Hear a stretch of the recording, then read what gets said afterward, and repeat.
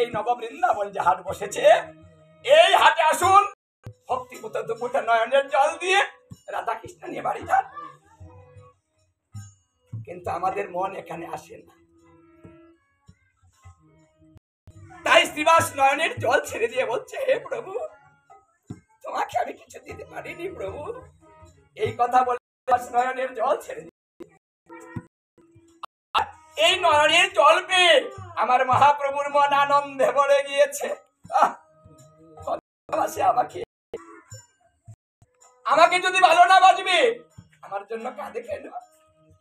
যে তাকে ভালোবাসে সে কিন্তু তার জন্য কাঁদে, অন্যের জন্য কাঁদে না। যে ভগবানকে ভালোবাসে সদা সর্বদা নয়ন জলে ভক্ত প্লাবিত করে। হে প্রভু, এই জগতে তুমি ছাড়া আমার কেউ নেই। দেখুন, এখানে কিন্তু আমাদের কেউ নেই, কোনো সাথী নেই, কোনো বান্ধব নেই। যা আছে চতুর্দিকে সব হচ্ছে স্বার্থপর। ওদের সঙ্গে যে ভালোবাসা সেটা স্বার্থের বিনিময়ে হচ্ছে, তাই স্বার্থের ছড়া সেখানে ভালোবাসার। এই জন্য গোবিন্দ সবাই হচ্ছে আমার প্রাণের বন্ধুর সাথে। এই পরম বান্ধব আমরা মায়ার প্রবচনায় আমরা চিনতে পারছি না। কৃষ্ণ বলি যে জীব আদি বহির্মুখ, মায়া তারে এই সংসারে দেয় নানান দুঃখ। আমাদের দুঃখের মূল কারণ হচ্ছে আমরা মায়ার দাসত্ব করছি, ভগবানের নয়।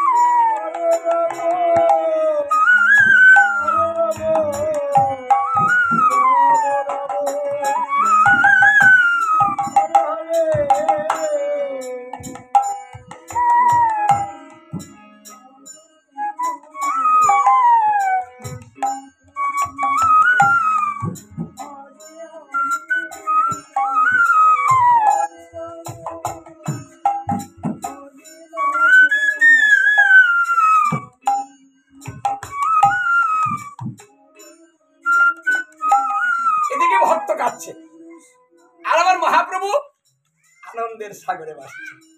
এটা কেমন ভালোবাসা গো! ভক্ত গৃহে মহাপ্রভুর ভোজন বিলাস, তাহা দেখে আনন্দে নাচে হরিদাস।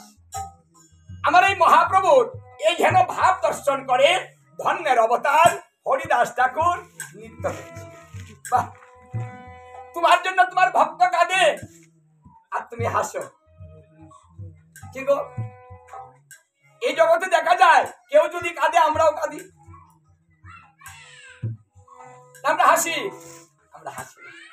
তাহলে দেখুন, জীব যখন কাঁদে মহাপ্রভু হাসে, আর যখন জীব হাসে মহাপ্রভু তখন কাঁদে।